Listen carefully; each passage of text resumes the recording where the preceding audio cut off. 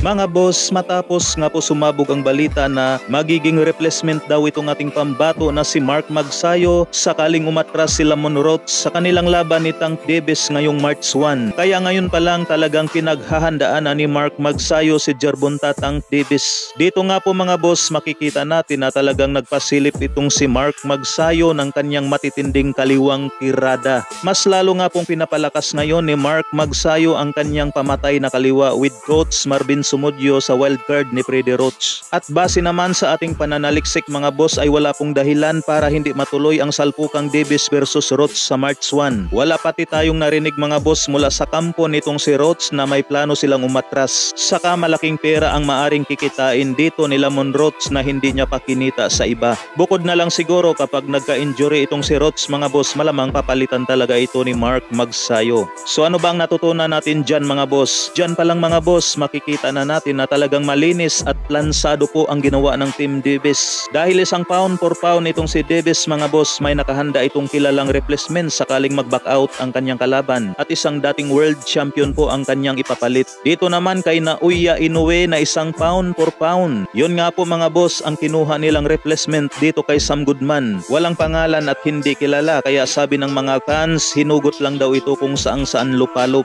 Tuloy ngayon binabas itong si Naoya Inoue. Sa ibang balita, dahil may laban ngayong February ang bata ng MP Promotions na si Isaac Pitbull Cross. Parang lumalabas o hinahype lang ito mga boss na pagkatapos ng kanyang laban sa February 1 ay isusunod ni Pitbull Cross si Ryan Garcia. Kumalat nga po yan sa social media mga boss. Pero ngayong araw nga po ay sumambulat ang malaking balita at kinumpirma ito ng daring na ang makakalaban ni Ryan Garcia sa darating na Mayo ay si Rolly Romero. Nagpost din itong si Ryan Garcia mga boss na hindi umano ito nagulat sa pag-atras ni Pitbull dahil may makakalaban nga daw siyang pakain ng aso na si Rolly Romero. Parang sinabi nitong si Ryan Garcia mga boss na pagkain lamang ng aso sa kanya si Rolly Romero. Samantala hindi pa man finalize o nananatiling rumors pa rin ang Canelo Alvarez versus Crawford pero kumakalat na ngayon ang mga ganitong editing photos sa social media na nakatulog sa ibabaw ng luna itong si Canelo Alvarez at napaluhod.